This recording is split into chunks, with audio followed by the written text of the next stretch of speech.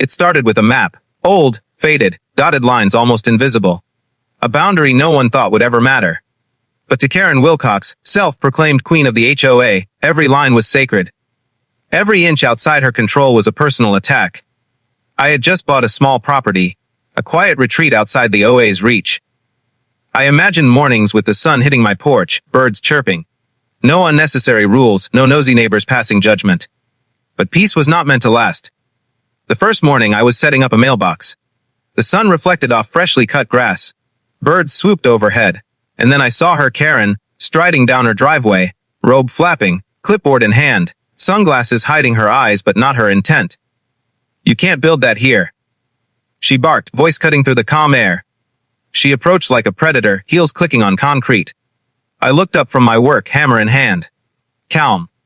This property isn't under HOA jurisdiction," I said, no anger, no frustration. "Just fact." Her face twisted into a smirk. "We'll see about that," she hissed, and waved the clipboard like a sword. The first violation notice appeared on my fence the next day. Orange, bold letters, stapled with a smiley face that reeked of false cheer. I laughed. The HOA didn't even have authority over my land. But Karen didn't care about legality. She cared about control. Over the following week, small acts of intimidation escalated. Cars parked outside my property with HOA stickers displayed prominently. Photos of my home were mysteriously circulating among neighbors. Trash cans were overturned, the mailbox uprooted in the night. Notes slid under my door. "You're disrupting our community. We are watching." I documented everything. Photos, timestamps, videos. Every shred of evidence was collected meticulously. Karen's strategy was clear: intimidate and provoke. My counter-strategy: patience and proof. Then came the night she crossed a line I wouldn't tolerate. Around midnight, headlights flashed across my bedroom window. I stepped outside to Karen standing at the edge of my driveway with two board members, papers in hand, their expressions a mix of triumph and anger. "We've decided your property is within our jurisdiction," Karen declared, voice sharp as broken glass. "You're trespassing on HOA land." I stepped closer, hands empty, calm. "That's not how property law works." Her eyes narrowed, voice dropping an octave. "You can comply, or we'll seize it by force if we have to." The words hung in the cold night air like smoke, and I felt the tension in my chest tighten. I didn't reply. I turned, walked inside, and dialed a number I never imagined I'd need. Help was on its way, and Karen's threats would soon meet more than stubborn resistance. They would meet authority. The morning after Karen's midnight threat, the tension in the air was thick. Birds still chirped, neighbors went about their routines, but my property felt like a battleground. Every glance from behind windows felt like surveillance. I had anticipated pushback from the HOA, but nothing could have prepared me for the intensity of what was coming. By 8 a.m., a surveyor's truck rolled onto the street. GPS units, measuring rods, and maps stacked in the back. The driver, a calm and professional county surveyor named Mr. Hensley, stepped out and nodded politely. "I'll need access to the boundaries," he said, glancing at me. I gestured toward the stakes. "Everything is ready for you. I've got the deeds and documentation inside if you need them." From across the street I saw her. Karen pacing like a predator. Robe still flowing, clipboard clutched tight. Her expression was a volatile mix of fury and disbelief. She had expected me to flinch, to call the authorities in panic, but I remained calm. "Mom," the surveyor began, laying the map across my driveway on a folding table. "According to county records, and verified by GPS, this property is outside HOA jurisdiction. This lot has never been under their control." Karen froze mid-step. Her hand went to her mouth, then dropped. That can't be right," she muttered, her voice trembling slightly, betraying the first cracks in her composure. I stepped forward slowly. "It's correct, your HOA authority ends here." But Karen didn't accept facts. She whipped out her phone and began dialing frantically, her movements almost comical in their intensity. "I'm calling city zoning, the county commission, the sheriff. You'll see. You'll regret this," she screamed, waving the phone like a weapon. I watched quietly, arms crossed. The surveyor measured the boundaries meticulously while I recorded everything. Video, timestamps, GPS logs. Every attempt she made to intimidate was now being documented. By mid-morning, her first round of neighbors had joined the spectacle. Some were sympathetic to her cause, others curious, and a few quietly rooting for me. Karen began distributing flyers, bright neon sheets with bold letters reading, "Unapproved resident on HOA property, community safety alert." I picked one up from the driveway. The paper trembled slightly in my hand, mostly from my restrained anger. My wife, standing beside me with her laptop and camera, gave me a quiet nod. She had begun compiling evidence as well, her calm demeanor a stark contrast to Karen's escalating hysteria. It wasn't long before the harassment turned physical. Early one morning, the hum of machinery reached my ears before I even opened the door. Orange trucks and trailers had parked across my property line. Chainsaws buzzed. Workers in hard hats began tearing out shrubs I had planted, trampling newly sown grass. I ran outside, phone in hand, capturing the chaos. "This is trespassing. Stop immediately." I shouted, voice echoing across the quiet suburban street. Karen stood with her arms folded, a smirk of triumph across her face. "Consider this enforcement action," she said. "You were warned." Her crew hesitated, glancing at each other. The tension in the air was palpable. I could see the momentary uncertainty. They weren't law enforcement, just hired hands with instructions. And that's when my wife appeared. Calm, composed. Her presence alone made the workers pause. "Ma'am." She had voice steady and firm, carrying authority without raising it. "You and your crew need to stop immediately." Karen laughed. A sharp, incredulous sound. "And who do you think you are?" My wife's hand went to her jacket. A badge gleamed in the sunlight. "Federal Enforcement Division. This property borders federally protected wetlands," she said, voice commanding. "Any unauthorized alterations or attempts to seize land here violate federal law. You are trespassing, and federal officers have the right to intervene." Color drained from Karen's face. Her mouth opened, but no words emerged. Her hired crew froze mid-action, chainsaws idling. County officers, called earlier, finally arrived in squad cars. Upon seeing the badge, they immediately sided with us. Karen waved her clipboard like a sword, trying to assert dominance. "I was just enforcing OA standards. This is community safety." The officers remained unmoved. "Ma'am, you're violating property rights and federal law. This is no longer an HOA matter." The street around us had gone silent. Neighbors doubt, smartphones in hand, capturing every moment. Children watched wide-eyed from porches. Karen's reign of intimidation, once so loud and aggressive, had come to an abrupt halt. By late afternoon, the HOA had lost its momentum. Flyers disappeared from mailboxes, vehicles left the street, and Karen, pale and trembling, retreated to her home. The subtle but undeniable fact was clear: she had underestimated the law, and she had underestimated me. That evening, I reviewed the recordings, photos and notes. Every violation, every attempt at intimidation, every moment Karen had overstepped her bounds was captured. It was meticulous, undeniable proof of harassment, trespassing, and intent to intimidate. I sat on my porch with my wife beside me, sipping iced tea as the sun began to dip below the trees. The first round of escalation was over. Karen had tried intimidation. She had tried force. She had even tried legal threats. And she had failed. But this was only the beginning. I knew she wouldn't stop. Not yet. Her obsession with control ran deep. And I had to prepare for the next phase. The real battle was just beginning, and I was ready. As dusk settled, I whispered to my wife, "She'll be back tomorrow. And she'll try something bigger." She nodded. "Let her. We're ready for her next move." That night, I updated the video logs, cataloged every interaction, and drafted the formal complaint for harassment and trespassing. The storm was coming. Karen would push further, escalate, but this time, every action she took would be met with law, evidence, and preparedness. The calm before the next wave was deceptive, but I welcomed it, because sometimes the fiercest battles are won not with anger, but with patience, strategy, and an unshakable understanding of your rights.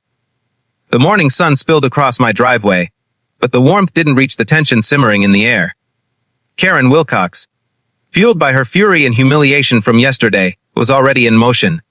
By 7 a.m., headlights flashed through my living room window. I knew instantly she hadn't given up. I stepped outside, coffee in hand, scanning the street. There she was, clipboard held like a shield, a couple of HOA board members trailing behind her. But this time, she had brought reinforcements. A small crew of hired community enforcers. Men with work gloves and measuring tape, looking every bit like they had been briefed to intimidate. "You'll regret this," Karen shouted as she reached the edge of my property. "We warned you yesterday. Today, we act. And if we have to, we'll seize this land." I set my coffee down, keeping my voice calm but firm. "Your jurisdiction ends here, Karen.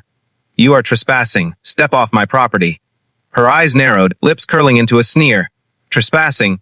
This is community enforcement. You will comply or face consequences." I could hear the slight quiver in her voice, betraying both anger and fear. "Consequences? You mean legal consequences?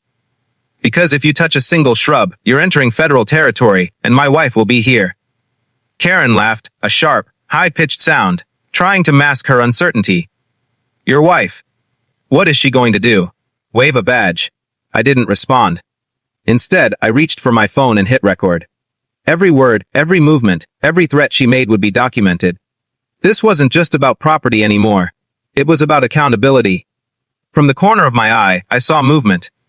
My wife stepped out of the house, calm, composed, but authority radiating from her every step. Badge in hand, her presence alone made Karen hesitate. "Mom," my wife said, voice steady, carrying over the murmurs of onlookers and the hum of the morning. "You are in violation of federal environmental protections and trespassing laws. You and your hired crew must leave immediately." Karen's face paled, her carefully cultivated aura of control cracking. You can't do that. I enforce the HOA. You'll see." "We'll take this to court." My wife's tone was icy now. "Court will recognize property boundaries, federal jurisdiction, and harassment. Every violation you commit is being recorded. Every illegal act will be prosecuted." The hired crew shuffled their feet, glancing nervously at Karen. Chainsaws idled, measuring tapes dropped. Some whispered amongst themselves, realizing the authority they were up against. Karen's voice rose, desperate. "This is my community. I won't let an outsider disrupt it. We'll seize it by force if we have to." I stepped closer, holding up my phone. "By force? You mean trespassing, destruction of property, harassment? Because all of that is on video. And yes, Karen, the law is very clear on this." The tension was electric. Neighbors had gathered on their porches, phones out, whispering, some recording, some simply watching in disbelief. Karen's threats, once terrifying, now sounded almost absurd in the light of cameras, federal authority, and documented evidence. The county police arrived shortly after, responding to the noise and potential trespass complaint. 2 squad cars pulled up silently, officers stepping out with calm precision. "Mom," one officer said, addressing Karen directly, "step away from the property. You are not authorized to enforce anything here. Any further action will result in citations for trespassing and harassment." Karen blinked. I was just enforcing the rules.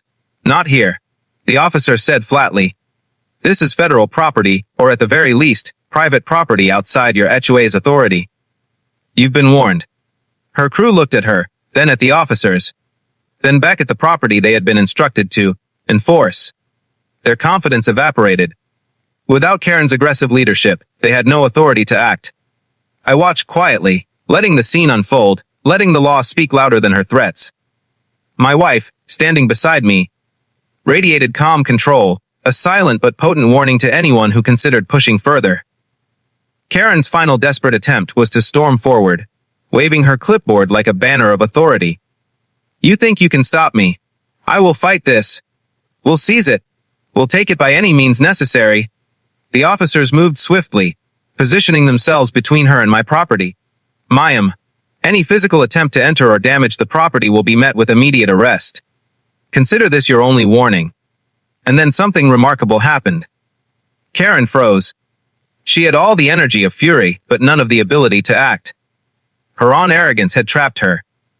The community she thought she controlled was silently witnessing her unravel, and her hired crew had quietly stepped back, unwilling to challenge law enforcement. After a tense moment, Karen turned and stormed away, muttering under her breath. Her clipboard, once a symbol of power, now dangled uselessly from her hand. I exhaled slowly, aware that this victory was temporary. Karen wouldn't disappear. She would regroup, escalate, and possibly attempt something else. But this confrontation had made it clear. She could no longer intimidate through fear alone. Evidence, law, and preparedness were now the shields. Neighbors began to emerge, offering quiet words of support. One elderly man leaned on his cane and said, "Finally, someone stood up to her." Another woman whispered, "I didn't believe you at first, but that was incredible." I smiled, nodding, but remained focused. The battle wasn't over. It was far from over. But Karen had received her first, undeniable defeat.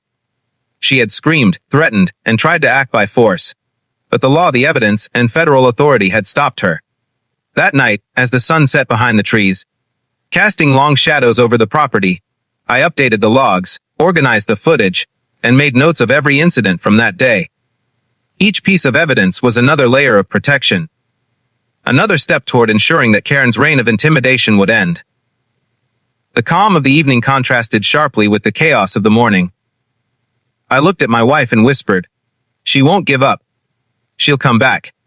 She nodded, eyes steady. "Let her. We're ready." And as darkness fell, I realized something profound. The fight was not just about property, HOA rules, or control.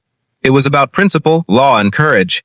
Karen's threats had been loud, aggressive, and terrifying, but truth, evidence, and preparedness had been louder. Sometimes, you don't win by shouting. You win by standing firm, documenting every move, and letting authority do the talking. And that's exactly what we had done today. The morning after the confrontation felt almost surreal. The street was quiet, birds chirped, but an undercurrent of tension remained. Karen's retreat yesterday had been dramatic, but I knew better than to think the war was over. She was relentless, obsessive, dangerous in her entitlement. By 9 a.m., whispers floated from neighbors' windows. "Did you see her yesterday? She tried to seize his property. She's going to escalate again, mark my words." I poured coffee, checking the security feeds.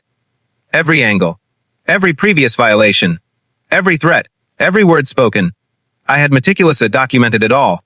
If she tried to pull another stunt, I would be ready, and she did. A bright SUV screeched down the street, tires squealing slightly as she parked across my driveway. Karen emerged, flustered but determined, clipboard in hand. Her aura of authority was back. More desperate this time. "You can't just ignore the high," she shouted, voice cracking with indignation. "We'll take you to court. We'll seize this property by force if we have to." I stepped outside, calm, composed, hands empty. "Good morning, Karen. I see you've returned. You'll regret this," she hissed. "Do you understand? We have authority." At that moment, my wife appeared at the porch, walking slowly, deliberately. The Federal Enforcement Division badge glinted in the morning sunlight. She spoke before Karen could lunge into another tirade. "Mom," she said, voice low but commanding, "this property is federally protected. Any further attempt to alter, seize, or intimidate is a criminal offense. You've already crossed the line multiple times. You will face legal consequences if you continue." Karen's face went pale. She opened her mouth to argue, but my wife held up her hand, stopping her mid-sentence. "You want to argue. You want to fight. Every word you say, every step you take, has been recorded. And you're under federal scrutiny." Karen's lips trembled. Her clipboard, once a symbol of power, now felt like a weight dragging her down. She glanced at the two officers who had arrived earlier. County police, already aligned with the federal mandate. The men she thought would support her now simply watched, arms crossed, expression neutral. "You can't do this," Karen shouted, voice rising in panic. "I enforce community standards. I have a duty." The officer stepped forward. "Mom, you violated private property rights, committed harassment, trespassed, and ignored federal regulations. That duty you keep claiming doesn't extend here." Karen's voice faltered. Her hands shook. I didn't think it would go this far." I stood silently, letting the law speak. Letting the evidence, the video recordings, the surveys, the documented harassment, do the work. My wife beside me was the living embodiment of authority. By mid-morning, neighbors had gathered. Phones recorded, conversations whispered. Children peeked from porches. Karen realized that every threat she had made was being witnessed by dozens of people. Her intimidation tactics, once effective in whispers and rumors, were meaningless in the light of cameras and law. "You're finished," I said quietly, almost to myself, but loud enough for her to hear. Karen's face paled. The energy drained from her. Her fury, once explosive, was replaced with disbelief. You can, Wes. My wife said, voice firm. We can, and we will, if necessary. You've been warned. This is your last chance to step off and leave peacefully. Karen finally turned, retreating to her SUV. The officers followed, ensuring she and her crew left without further incident. The community watched in stunned silence as she drove away, a defeated queen stripped of power. By afternoon, the HOA board had received notices. Federal authorities and county law enforcement had issued citations for harassment, trespassing, and violations. Karen faced multiple charges: illegal entry, intimidation, and endangerment of federally protected land. Neighbors approached me cautiously. We can't believe you stood up to her, one said. She tried to control everything here, another whispered. You proved that no one is above the law. I nodded humbly. Sometimes standing firm is all it takes. That evening, as the sun dipped behind the trees, casting long shadows across the carefully restored property, I sat on the porch. The chaos of the past week felt surreal. Birds chirped. The air smelled faintly of cut grass and damp earth. Peace had returned, a fragile, earned peace. My wife joined me carrying our dog and handed me a cup of tea. The storm is over for now, she said softly, sitting beside me. I smiled, sipping the tea. For now. But she'll think twice before trying anything again. We watched as the last orange vest of a survey crew disappeared down the street. Karen's influence had crumbled. The HOA, once loud and terrifying, was quiet. Respect for the law, documentation, and courage had prevailed. That night, as darkness settled and porch lights flickered on across the neighborhood, I whispered to my wife. She thought she could seize it by force. But she forgot one thing. Justice doesn't need permission. She leaned her head on my shoulder, the weight of recent events finally lifting. And neither do we, she replied. The street was silent now, calm, safe. And in that silence, a lesson remained: clear: power without understanding the law is nothing. Intimidation without accountability is meaningless. And sometimes standing firm, quietly, patiently, and prepared is the loudest victory of all. Because Karen Wilcox, the self-proclaimed queen, had learned the hard way: some lines on a map aren't just boundaries of land. They're boundaries of authority, patience, and justice. And crossing them comes with consequences.